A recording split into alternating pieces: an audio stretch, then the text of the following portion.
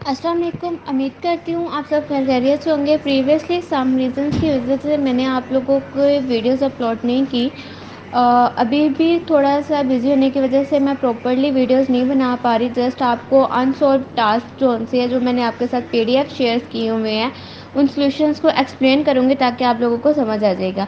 सबसे पहले हम लैब मैनुअल 4 के टास्क नंबर 1 पर जाते हैं। ये देखिए, यहाँ पर उन्होंने आपको सिंपली एक काम करने को बोला है। क्या काम करने को बोला है कि अगर आपने क्या करना है, टू क्रिएट एन अरे ऑफ स्पेसिफाइड साइज, कि एक प्रोग्राम लिखना है जो यूज़र को अलो करे कि वो एक स्पेसिफाइड साइज़ का अरे क्रिएट करे। एंटर अ नंबर, फिर आपने एक नंबर एंटर करना है। एंड अ पोजीशन, फिर पोजीशन एंटर करनी है विद इन द अरे के अंदर ही। एंड अपडेट द अरे, और अरे को अपडेट करना है अकॉर्डिंगली उसके मुताबिक। डिस्प्ले द अपडेटेड अरे ऑन द कंसोल, आपने अपडेटेड अरे को कंसोल पर प्रिंट करना है। ये सॉल्यूशन मैं आप लोगों के साथ पहले शेयर कर चुकी हूँ। यहाँ से ही मैं ये सारा सॉल्यूशन कॉपी करूँगी, क्योंकि अगर मैं इनको करने बैठी टाइप करने बैठी तो बहुत टाइम लग जाएगा। That's why I am just copied. मैं यहाँ से ही कॉपी करूँगी एंड इसको यहीं पे मैं सेटल करती जाऊँगी, ठीक है, क्योंकि वैसे टाइम बहुत ज़्यादा लगेगा। एंड मैं क्या कहते हैं, काफ़ी ज़्यादा टाइम, इतना टाइम नहीं हमारे पास होगा, तो हम जस्ट यहाँ पर ही चीज़ों को सॉर्टेड कर लेते हैं, ठीक है ना। एंड यहाँ पर आप देख लेते हैं, आप लोगों को समझ आ जाएगा। सिंपली मैं एक दफ़ा ये सारी चीज़ें सॉर्टेड कर लूँ, उसके बाद आप लोगों को समझ आ जाएगी। ठीक हो गया। ओरिजिनल अरे तक हमने एक पेज कॉपी कर लिया। अब हम नेक्स्ट पेज कॉपी कर लेते हैं एंड अगेन से अब हम इसको इस प्लेस पर पेस्ट करते हैं। अच्छा, यहाँ से हमने यहाँ से किया था इसको,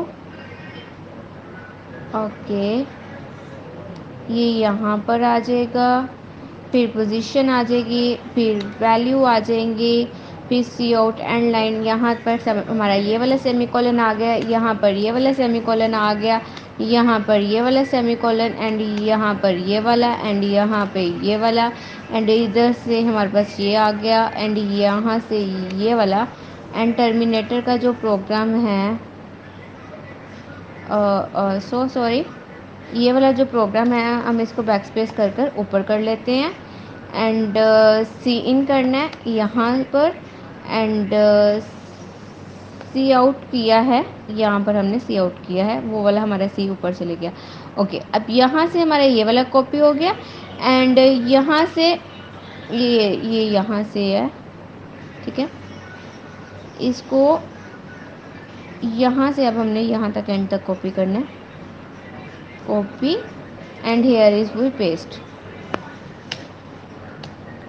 ठीक हो गया। अब यहाँ से हमने कॉपी किया, ओरिजिनल अरे पे आ गई, यहाँ पे हमारी कंडीशन लगी, ब्रेक हो गया, उसके बाद ब्रेक की ब्रैकेट ख़त्म हो गई, यहाँ पे हमारा टर्मिनेटर का सिंबल आ गया। एंड अगेन से हमने एंटर आ नंबर, एंटर आ पोजीशन, सी इन को पोजीशन को लिया हमने, एंड हेयर इज, ठीक है। तो ये चीज़ आ गई हमारे पास। एंड उसके बाद हमने इंट पोजीशन की वैल्यूज़ किया, फिर हमने अपना ये वाला काम किया। फिर सिंपली सबसे पहले तो मुझे इसको सॉर्टेड करना पड़ेगा, एंड यहाँ पर हमारी ब्रैकेट एक पूरी हो गई, एंड यहाँ पर हमारी दूसरी पूरी हो गई, एंड हेयर इज़ पूरा प्रोग्राम हमने लिख लिया। बट एक दफ़ा हम रन कर कर देख लेते हैं कि हमारा पूरा प्रोग्राम सही चलेगा भी कि नहीं चलेगा, ठीक है। एक दफ़ा 3 1 2 and 3, enter a number 78, enter updated position, it's 1 and 72। ठीक हो गया, ये चल गया। ओके, यहाँ पर हमने क्या किया है, सिंपली एक प्रोग्राम जो सा है उसको अपडेट किया है। अपडेट हमने किस तरह किया है कि सबसे पहले मैंने एक पहले अपना प्रोग्राम लिखा, हैशटैग इंक्लूड आईओ स्ट्रीम। उसके बाद मैंने ये सारा program without function without class मैंने मेन के अंदर लिख लिया। क्योंकि ना उन्होंने आपको क्लास बनाने को बोला, ना उन्होंने आपको कोई फंक्शन बनाने को बोला। उसके बाद मैंने क्या किया कि n वैल्यूज़ ले ली। n मैंने क्यों लिया कि मैंने ये देखिए जो अरे का साइज़ था उसको मैंने अपने अरे वाली वीडियो के अंदर ऑलरेडी एक्सप्लेन कर चुकी हूँ कि हम n का अगर पहले डिक्लेयर करके ले तो हम अरे को फिक्स साइज़ देने के चाहे n वाला साइज़ दे सकते हैं। उसके बाद मैंने आई लिया, आइटरेटर लिया, फिर मैंने यूज़र को बोला कि आप ऐसा करो कि अरे का साइज़ डालो। यहाँ पर मैंने सिंपली यूज़र से अरे का साइज़ लिया ताकि हम अपना जो लूप है उसको साइज़ के मुताबिक कंट्रोल कर सकें। फिर मैंने यूज़र को बोला कि इतने नंबर, क्योंकि जितना वो साइज़ डालेगा उतने ही वो एलिमेंट्स डालेगा, तो आप इतने नंबर जोन से वो एंटर कर दो। यहाँ पे मैंने फॉर लूप चलाकर यूज़र से उतने ही डिजिट्स जोन से वो सीन करवा रही है। सिंपली मैंने यहाँ पर वो डिजिट जोन से है वो प्रिंट करवा लिए इस लूप के अंदर। फिर मैंने पोजीशन और वैल्यूज़ लेने के लिए कि उन्होंने बोला था कि एक पोजीशन सेलेक्ट करनी है, एक वैल्यू सेलेक्ट करनी है। पोजीशन के लिए मैंने पोजीशन वाले अब वो कहते हैं इंटीजर ले लिया, और वैल्यू के लिए वैल्यू का ले लिया। फिर मैंने यूज़र को बोला कि अब आप एक नंबर एंटर करो, और वहाँ पर मैंने सी इन करवा लिया है वैल्यू को। उसी तरह मैंने यूज़र को बोला कि आप अपडेटेड पोजीशन के लिए एक पोजीशन एंटर करो, और यहाँ पर मैंने पोजीशन को अपडेट करवा लिया। फिर मैंने करैक्टर टर्मिनेटर लिया कि मुझे कहाँ पर इसको टर्मिनेट करना है, क्योंकि उन्होंने बोला था जैसे ही हम स्टार एंटर करेंगे तो आपका जो प्रोग्राम है वो टर्मिनेट हो जाना चाहिए। अगर आप यहाँ पर लैब मैनुअल में आए तो उन्होंने बोला था कि ये देखिए जैसे ही आप स्टार एंटर करेंगे तो टर्मिनेट हो जाएगा प्रोग्राम, वहीं का वहीं स्टॉप हो जाएगा, लूप बार बार नहीं चलेगा। इसी तरह आपने यहाँ पर क्या किया है कि एक वाइल लूप चलाया है। यहाँ पर वाइल की ब्रैकेट यहाँ पे स्टार्ट होकर आई थिंक ये देखिए यहाँ पर आ रही है, यहाँ पर है, ठीक है। मैंने वाइल लूप के अंदर वाइल लूप मैंने क्यों चलाया कि आप इस प्रोग्राम का आउटपुट ज़रा चेक करें। तो उन्होंने बोला था कि एक नंबर एंटर करो, अगर जो यूज़र है वो गलत पोजीशन एंटर करेगा विद इन अरे, अगर अरे का साइज़ 6 है तो वो 7th वाली पोजीशन एंटर करेगा, तो जो प्रोग्राम है वो अगेन चलेगा कि इनवैलिड ऑप्शन, हमारे पास सिर्फ क्या कहते हैं 6 साइज़ है, आप 7th वाली पोजीशन नहीं ले सकते। तो वो प्रोग्राम को बार बार लेकर पोजीशन को लेकर अनटिल जब तक पोजीशन आपकी करेक्ट नहीं आ जाती। उसके बाद आपने क्या किया है, यही मैंने उसको बोला कि आपने यहाँ पर इनवैलिड ऑप्शन डाला। फिर मैंने उसको बोला enter star to terminate the program, कि आप स्टार एंटर कर दें कि आपका जो प्रोग्राम है वो यहीं ख़त्म हो जाए। ये जो मैंने टर्मिनेटर करैक्टर वाला लिया था वो इसलिए लिया, करैक्टर में मैंने इसलिए लिया क्योंकि उन्होंने बोला था कि आपने स्टार एंटर करके प्रोग्राम को टर्मिनेट करना है, तो मैंने यहाँ पे स्टार ही एंटर किया हुआ है। उसके बाद मैंने बोला कि देखिए यहाँ पे मैंने इफ़ कंडीशन लगाई कि अगर मेरा टर्मिनेटर इक्वल होगा स्टार के तो मेरा प्रोग्राम वहीं रुक जाना है। फिर क्या करना है, सी आउट करना है, एंटर अ नंबर, एक नंबर एंटर करना है, और यहाँ पे मैंने जो अपडेटेड पोजीशन थी वो वाली पोजीशन एंटर करनी है। अगर मेरी पोजीशन -1 मतलब जो भी पोजीशन होगी, क्योंकि मेरे अरे स्टार्ट होगा 0 से और वो आगे जाएगा, तो मेरी वैल्यू पोजीशन -1 होगी। उसमें से अगर यूज़र 1 डालेगा तो -1 करके ही 0 आएगा, तो मेरी वैल्यू 0 वाली पोजीशन पर जाकर फिक्स हो जाएगी। यहाँ पे मैंने अपडेटेड अरे ली एंड यहाँ पर डिस्प्ले करवा दिया। अभी हम इस प्रोग्राम को प्रॉपरली एक दफ़ा अपने मुताबिक भी रन करके देखते हैं। यहाँ पर मैं आपके सामने वही साइज़ डालूँगी जो उन्होंने बोला 1 2 3 4, एंड यहाँ पर एंटर अ नंबर पे मैं डाल देती हूँ 19 एंड पोजीशन पे मैं डाल देती हूँ 6। देखिए उसने बोला है enter invalid option, enter terminator to stop the program, के प्रोग्राम को स्टॉप करने के लिए आप टर्मिनेटर का साइन यूज़ करें, स्टार का सिंबल यूज़ करें। अब मैं क्या करती हूँ, मैं नहीं मतलब प्रोग्राम को रोकना चाहती, तो मैंने आई डाल दिया। अब ओरिजिनल अरे कुछ भी नहीं आई मेरे पास। फिर उसने बोला कि एंटर अ नंबर, तो मैंने इस दफ़ा 79 डाल दिया। एंड उसमें क्या कहते हैं अपडेटेड पोजीशन के लिए मैंने इस बार 2 को सिलेक्ट कर लिया। 2 को सिलेक्ट करते ही मेरा 79 वहाँ पे चले गया। अगर मैं अपनी अरे की बात करूँ तो मैंने अरे 0 से लिया था, यहाँ पर 0 से लेकर 3 तक लूप चला, ठीक है। अब यहाँ पर पोजीशन में मैंने डाला 2 में -1 करें तो हमारे पास 1 आता है। तो यहाँ पर अरे की 0 पोजीशन पे 1 सेव है, और अरे की सेकंड जो 1 पोजीशन है वहाँ पे ये इसने 2 को लेके गया है, और यहाँ पर 79 आ गया। इसलिए मैंने यहाँ पर पोजीशन -1 किया ताकि पोजीशन में एक नंबर 1 जो हमें सब्ट्रैक्ट करके इसमें वैल्यूज़ पुट कर सकें। ये था फोर्थ लैब का फर्स्ट अनसॉल्व टास्क। उसके बाद हम आ जाते हैं, इसको मैं ख़त्म कर देती हूँ। अब मैं आ जाती हूँ यहाँ पर इसके नेक्स्ट टास्क पर। उन्होंने क्या कहा है, फॉरबिड द चेंज, कि आपने चेंजेस देखनी है कि स्ट्रिंग ये है, नेम ये है, डॉग ये है एंड ब्रीड टू। अब यहाँ पर क्या किया है, स्ट्रिंग ए लिया, स्ट्रिंग बी लिया। अब यहाँ पे अप्रोप्रिएट मेथड्स लिखने हैं, ठीक है। उसके बाद क्रिएट डॉग्स, डॉग का नाम स्कूबी डूबी है एंड ब्रीड -1 है। हम दोनों ने स्ट्रिंग लिया तो इसमें -1 आ गया। डॉग नेम ये आ गया, इसको जस्ट आपने थोड़ा सा चेंज करना है। तो जाहिर सी बात है, ये आप देखिए आपका कंस्ट्रक्टर बना हुआ है, वो पैरामीटराइज कंस्ट्रक्टर बना हुआ है। स्ट्रिंग ए है तो यहाँ पर आप नेम को इक्वल कर देंगे ए के, और ब्रेड बी है तो आप यहाँ पर स्ट्रिंग को क्या कर देंगे, ब्रेड के इक्वल कर देंगे। सिंपली आपने यहाँ पे पैरामीटराइज कंस्ट्रक्टर क्रिएट करना है, बाकी सारा प्रोग्राम आपका वही होगा, ठीक है। जस्ट आपने वहाँ पे पैरामीटराइज कंस्ट्रक्टर क्रिएट किया। उसके बाद हम आ जाते हैं अपने नेक्स्ट टास्क पर। नेक्स्ट टास्क आपके पास जो सा है वो कंपोजिशन का है। ये मैनुअल 3 के अंदर से है, जो मैं ऑलरेडी कंपोजिशन के बता चुकी हूँ कि जब हम एक क्लास के ऑब्जेक्ट को दूसरे क्लास में एज अ ऑब्जेक्ट यूज़ करते हैं, as a data member use करते हैं, तो वो हमारी कंपोजिशन होती है। पहले हमने पॉइंट्स की क्लास क्रिएट करेंगे, फिर हम लाइंस की क्लास क्रिएट करेंगे। पॉइंट्स को हम लाइन वाली क्लास के अंदर as a data member use करेंगे। उसके बाद आ जाता है रैशनल नंबर का। Create a rational number for performing arithmetic expression with fraction. Write a program to test your use an integer. आपने एक न्यूमिनेटर लेना है, फिर ड्यूमिनेटर लेना है प्राइवेट के अंदर, फिर कंस्ट्रक्टर करना है। मतलब ये सारा भी प्रोग्राम मैं आपके पास ऑलरेडी सोल्यूशन कर चुकी हूँ, तो मैं इसको भी एक दफ़ा आपके साथ एक्सप्लेन कर देती हूँ। हेयर इज़ आपके पास ये पहले वाले टास्क का ऑलरेडी सोल्यूशन और पिक्चर मौजूद है। इस वाले को मैं थोड़ा सा एक्सप्लेन करूँगी। ओके, ये तो हम कर चुके हैं। यहाँ पर हमने जस्ट ये कंपोजिशन वाली क्लास का है, ये ऑलरेडी मैं एक्सप्लेन कर चुकी हूँ, तो मैं इसलिए इसको एक्सप्लेन नहीं करूँगी। बट फिर भी मैं आपको यहाँ पे ही एक्सप्लेन कर देती हूँ, वहाँ पर जाने के बजाय। मैंने यहाँ पर सिंपली प्रोग्राम लिखा, 2 पॉइंट्स लिए क्योंकि मेरी पॉइंट्स की क्लास थी, तो मैंने यहाँ पर लिया। फिर मैंने उन पॉइंट्स को सेट किया, मैंने गेट के ज़रिए से रिटर्न करवाया x को, फिर गेटर फंक्शंस बनाकर मैंने रिटर्न करवा दिया y को। उसी तरह मैंने लाइन की क्लास ली, जिसमें मैंने as a data member point को लिया। जब मैंने सेट करना था लाइन को, मैंने mn लिया और पॉइंट्स में इसको mn को पास कर दिया। फिर ड्रा लाइन किया, x से लेकर y तक मेरी लाइन है ड्रॉ हो जाएगी। जो भी मेरा x पॉइंट होगा वहाँ से लेकर मेरे y पॉइंट तक जो सी लाइन है वो चले जाएगी। सिंपली मैंने अंदर आकर इसको कॉल किया एंड यहाँ पर मैंने 2 दफ़ा mn को सीन करवाया, ठीक है।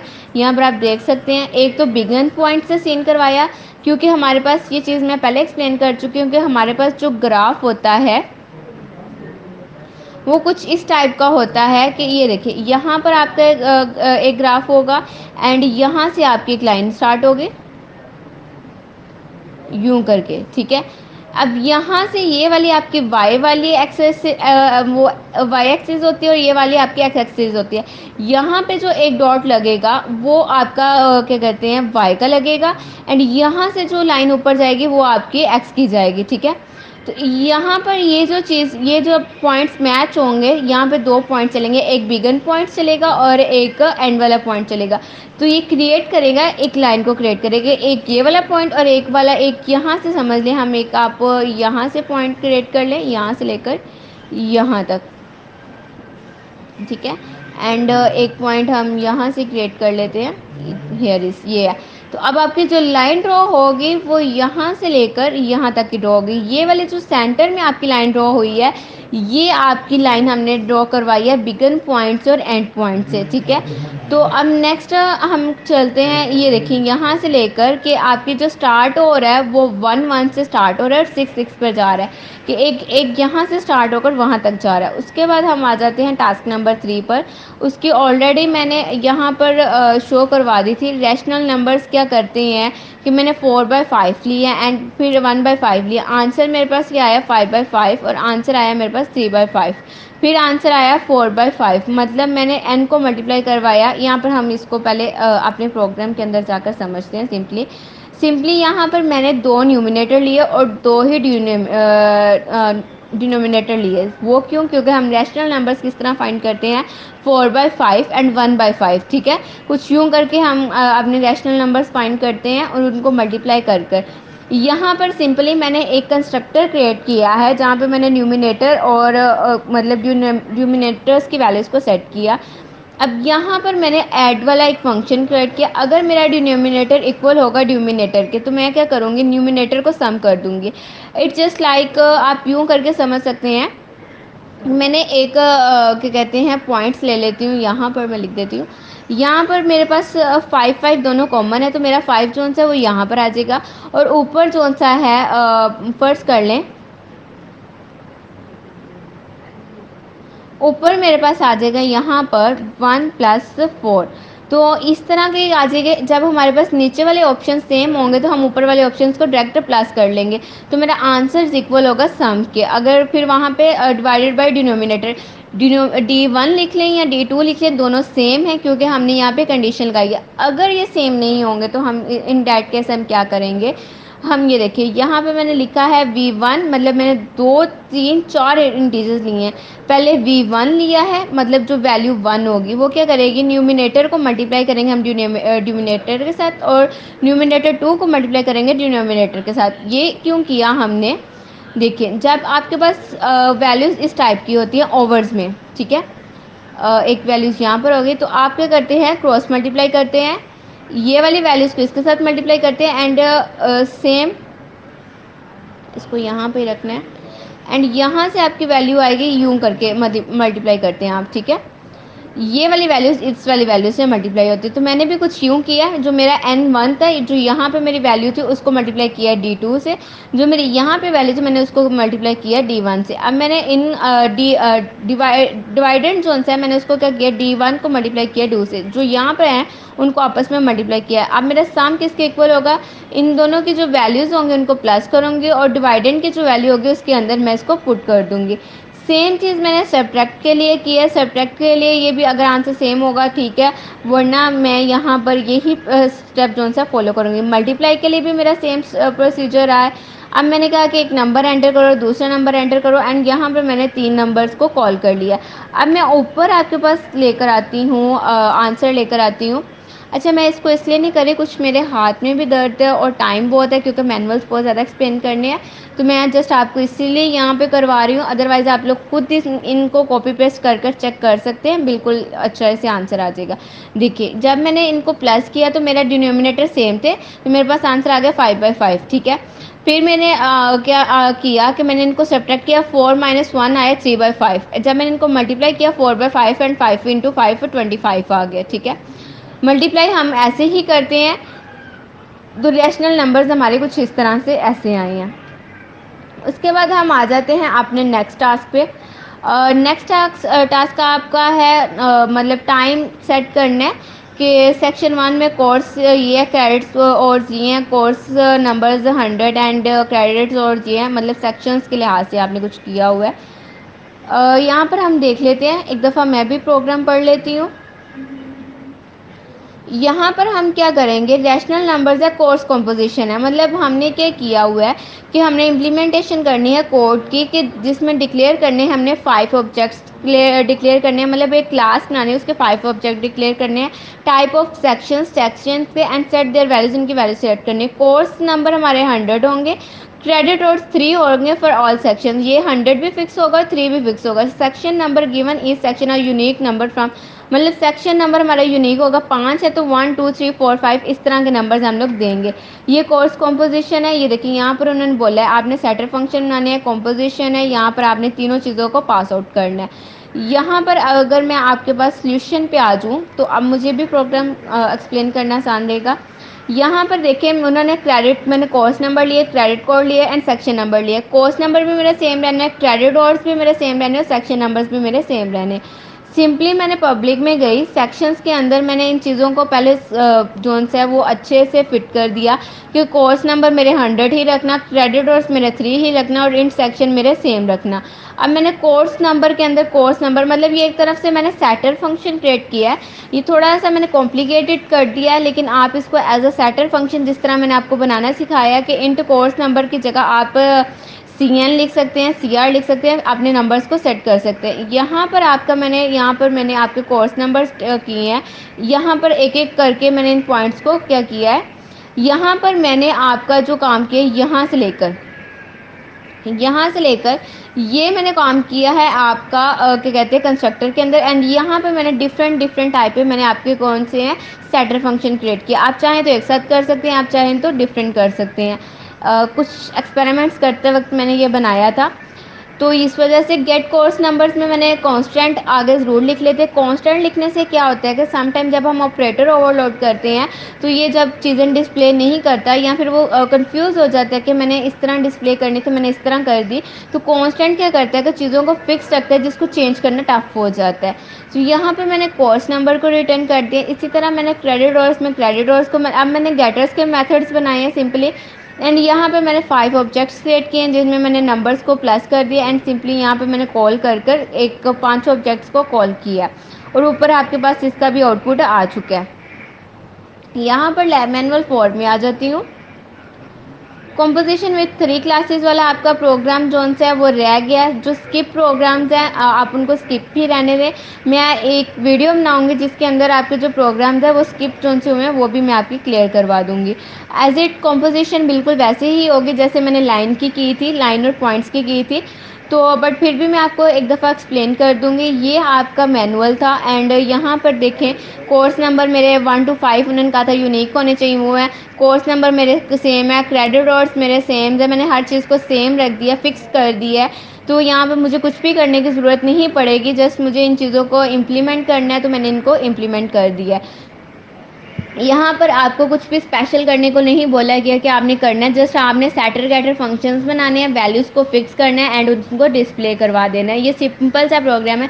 बस यहाँ पर उन्होंने आपको अरेज का यूज़ करने के बोला है कि आपने ऑब्जेक्ट ऑफ अरेज क्रिएट करनी है, कि अरेज का ऑब्जेक्ट एक क्रिएट करना है। उम्मीद करती हूँ आप लोगों को समझ आ गई होगी। इसके बावजूद आपको समझ नहीं आई तो मैं फिर कोशिश करूँगी कि मैं आपको इसका ड्राई रन करके एक दफ़ा एक्सप्लेन कर दूँ। अगली वीडियो के लिए अपना ख्याल रखिएगा, दुआ में याद रखिएगा।